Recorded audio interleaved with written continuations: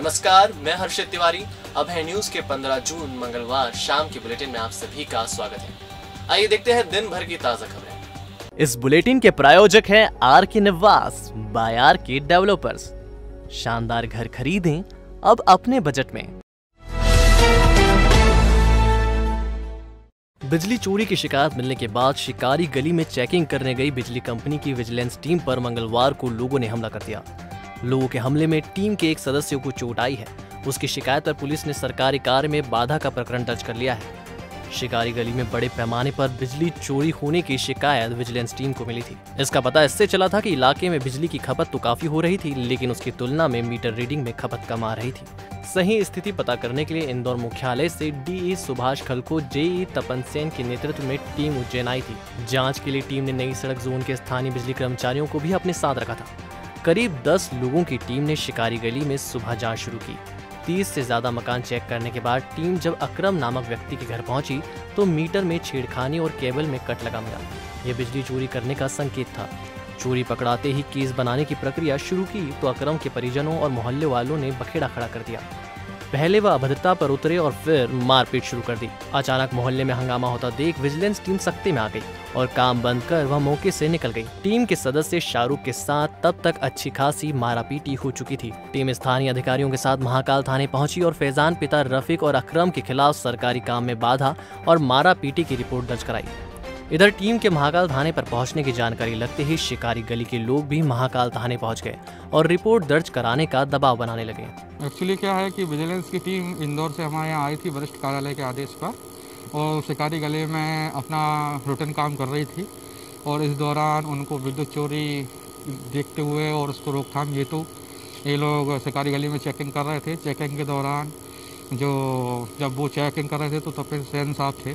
उस दौरान उनके साथ आरोपियों द्वारा मिस हैंडलिंग की गई और साथ में शासकीय कार्य में बाधा भी पहुंचाई गई।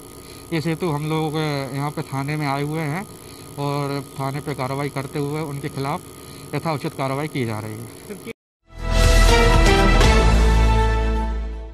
कोविड की दूसरी लहर के कारण जन सुनवाई बंद होने से परेशान लोगों को राहत मिलने वाली है। अब ये जन सुनवाई विभागीय स्तर पर शुरू की जाएगी। कॉमन जन सुनवाई शुरू होने में अभी वक्त लगेगा। अनलॉक के बाद लोगों की समस्या भी उभर कर सामने आ रही है। इसके चलते वह अपनी समस्याएं लेकर कलेक्टोरेट पहुंच रहे हैं। खासकर कलेक्टर कार्यालय एवं एडीएम कार्यालय में इन दिनों बड़ी संख्या में लोग अपनी समस्या लेकर आ रहे हैं। अब ऐसे लोगों को राहत देने के लिए विभागीय स्तर पर जन सुनवाई करने के निर्देश कलेक्टर जारी करने वाले हैं। मंगलवार को कलेक्टर ने कहा कि कोविड के कारण विभागीय स्तर पर ही सुनवाई करने पर फोकस कर रहे हैं ताकि आम आदमी परेशान न हो। देखिए, अभी सभी अलग अलग ऑफिसेज में बैठकर जो भी शिकायतें आ रही हैं, जो भी शिकायतकर्ता या जनसुनवाई के लिए लोग आ रहे हैं, उनका विधिवत निराकरण सभी अधिकारियों को करने के निर्देश प्रदान कर दिए गए हैं। जहां तक बात है पुराने स्वरूप में जैसी जनसुनवाई होती थी उसको करने की, मुझे लगता है कि उसके लिए अभी थोड़ा और इंतज़ार करना चाहिए, क्योंकि अभी भी संक्रमण जो है वो विद्यमान है कोरोना का और इससे संक्रमण की ओर बढ़ने की संभावना है। लेकिन ऐसे लोगों को कोई परेशानी न हो। जो लोग आ जाते हैं उनकी प्रॉपर तरीके से सुनवाई सभी ऑफिसेज में हो जाए, ये सुनिश्चित किया जाएगा। और जैसे ही शासन से कोई जनसुनवाई के संबंध में दिशा निर्देश मिलेंगे वैसे ही आगामी निर्णय इस संबंध में लिया जाएगा। एमजी कॉलोनी में एक मकान मालिक ने रिश्तेदार को रहने के लिए मकान क्या दिया, उसने मकान पर कब्जा करने का मन बना लिया। ऐसे में मकान मालिक रंजीत आजाद ने प्रशासन के सामने गुहार लगाई। आखिर एसडीएम ने मकान खाली करने के लिए नोटिस जारी किया, लेकिन कब्जेदार ने मकान खाली नहीं किया। आखिर में मामला तहसीलदार पूनम तोमर के पास आया।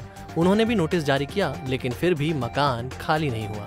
ऐसे में खुद तहसीलदार टीआई उमराव सिंह को लेकर एमजी कॉलोनी पहुंची और कब्जेदार से मकान खाली करवाकर रंजीत आजाद को कब्जा सौंपा। ये मकान मेरा था और यहाँ पे मेरे मामा के बच्चे लोग रह रहे थे। उनको रहने के लिए हमने दिया था। उनके पापा शांत हो गए थे, उनको रहने के लिए वहाँ पे दिया था, तो मगर वो क्या वहाँ पे कब्जा करने कर रहे थे। तो इसलिए क्या है कि उनको एसडीएम साहब ने 2 बार समय दे दिया है, उनको नोटिस भेज दिया था। तहसीलदार मैडम ने नोटिस भेज दिया, मगर इसके बावजूद आज उनको 6 महीने हो गए हैं, 4-6 महीने हो गए हैं, जब भी उन्होंने मकान खाली नहीं करा। तो आज स्वयं तहसीलदार मैडम और टीआई साहब स्वयं जाकर मेरा मकान को खाली करा के आए।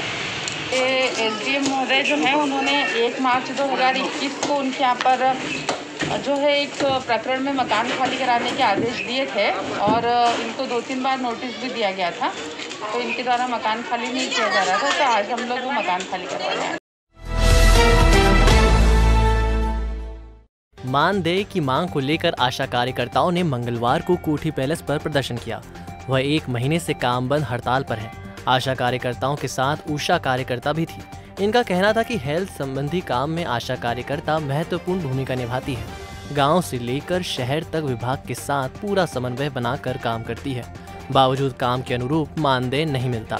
हद तो यह है कि यह मानदेय भी कभी भी समय पर नहीं मिलता। महंगाई के इस दौर में घर का गुजारा करना मुश्किल हो रहा है और उस पर मानदेय में होने वाली देरी परेशान करती है। कार्यकर्ताओं ने खूब नारेबाजी भी की। आशा कार्यकर्ता कविता यारदे ने बताया कि अगर सरकार ने हमारी मांगे नहीं मानी तो अनिश्चितकालीन हड़ताल और भूख हड़ताल की जाएगी।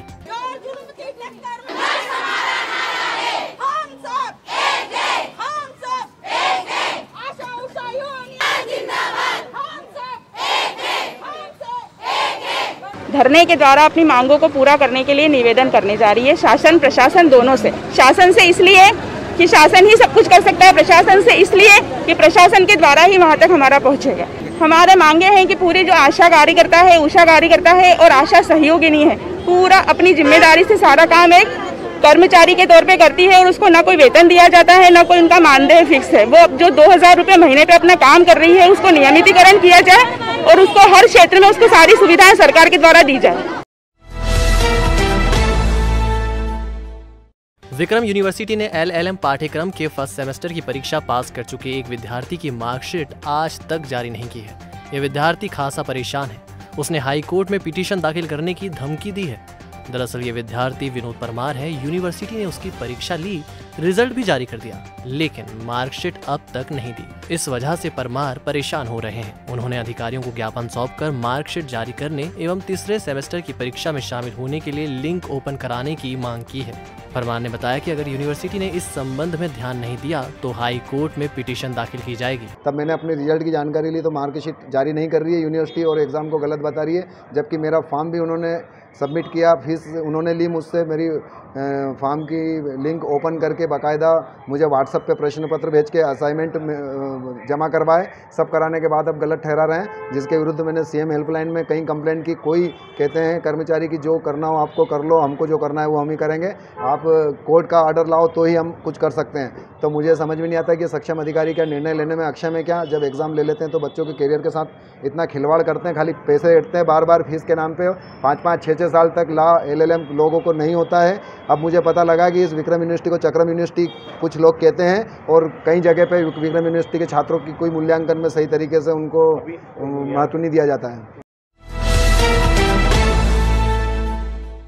दवाइयों के लंबे बिलों से अब मिलेगा छुटकारा। पाएं एक ही छत के नीचे सभी प्रकार की दवाइयां एवं निशुल्क घर पहुंच सेवा। पाएं सभी दवाइयों पर 12 से 80% का भारी डिस्काउंट। हमारा पता इजी मेडिकोस 7 बड़ा तेलीवाड़ा उज्जैन।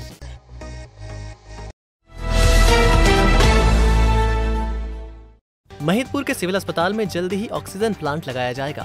इसके लिए अस्पताल के दूसरे गेट को हटाया जा रहा है। मरीजों को सुविधा उपलब्ध कराने के लिए एम्बुलेंस का भी आधुनिकीकरण किया जा रहा है। डॉक्टर विशाल शर्मा ने बताया कि ऑक्सीजन प्लांट के लिए अधिकारियों से चर्चा की है, जल्द ही प्लांट स्थापित हो जाएगा। एम्बुलेंस भी अपग्रेड हो जाएगी। प्लांट भैया जो कंपनी है जो प्लांट लगाएगी उनसे बातचीत चल रही है, तो जल्द से जल्द हो जाएगा। एम्बुलेंस का भैया तो कुछ मशीन सेट होंगी एम्बुलेंस में, उसके लिए इंदौर गई हुई है, तो जैसे वहाँ से रेडी होंगी तो अपने पास रहती है।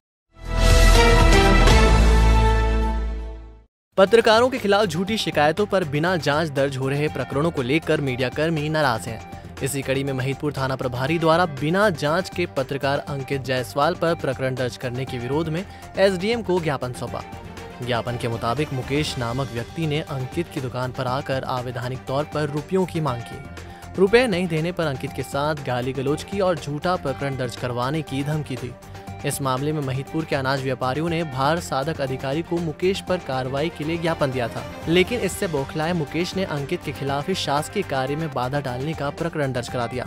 मामले की निष्पक्ष जांच के लिए journalist union of Madhya Pradesh की खासरों इकाई ने शिवराज सिंह चौहान के नाम का ज्ञापन SDM को सौंप कर निष्पक्ष जाँच की मांग की। STC एक्ट अंकित जायसवाल और उनके भाई पर कोई प्रकरण झूठा प्रकरण दर्ज किया गया है, उसके विरोध में journalist union of Madhya Pradesh खाचों इकाई द्वारा आज ज्ञापन दिया गया है और हम चाहते हैं कि इस पर निष्पक्षता जांच की जाए और यह प्रकरण झूठा है, इसे हटाया जाए।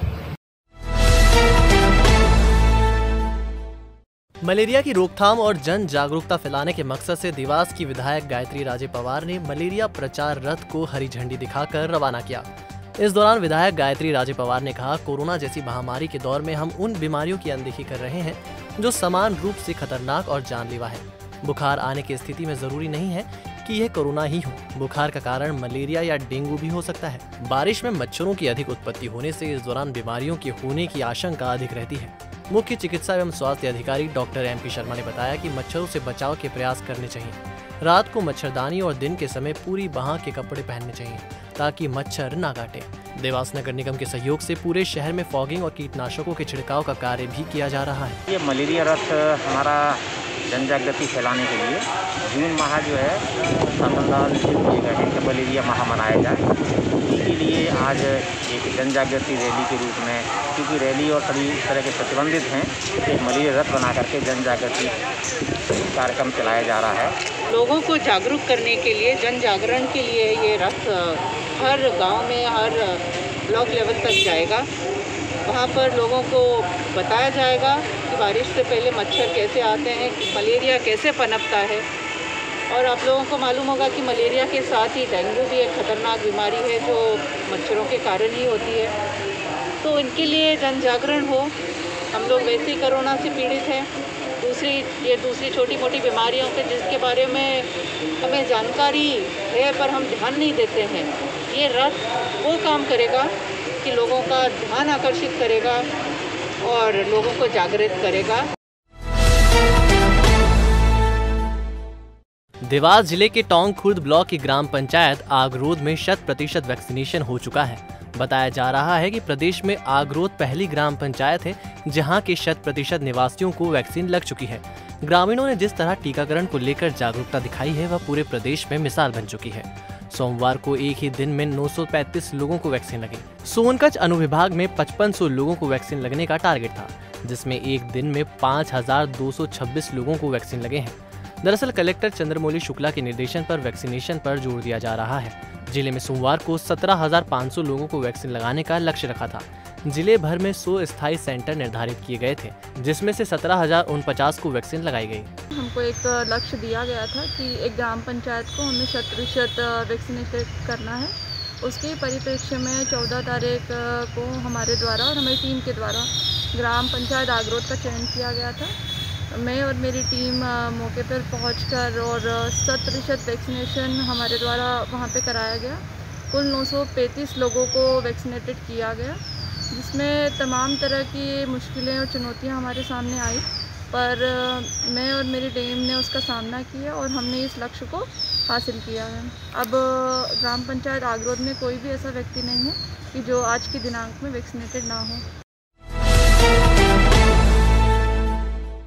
कोरोना महामारी में सार्थक भूमिका निभाता अमलतास हॉस्पिटल। यहाँ है 550 बिस्तरों वाला सर्व सुविधा युक्त कोविड वार्ड, जिसमें 100 बेड का ICU और 450 बेड ऑक्सीजन सुविधा से लैस है। अमलतास इंस्टीट्यूट ऑफ मेडिकल साइंस के संस्थापक सुरेश सिंह भदौरिया व चेयरमैन मयंक राज सिंह भदौरिया के मार्गदर्शन में हॉस्पिटल की ट्रेंड स्टाफ और अनुभवी चिकित्सकों की टीम हर पल मरीजों की सेवा के लिए तैयार रहती है।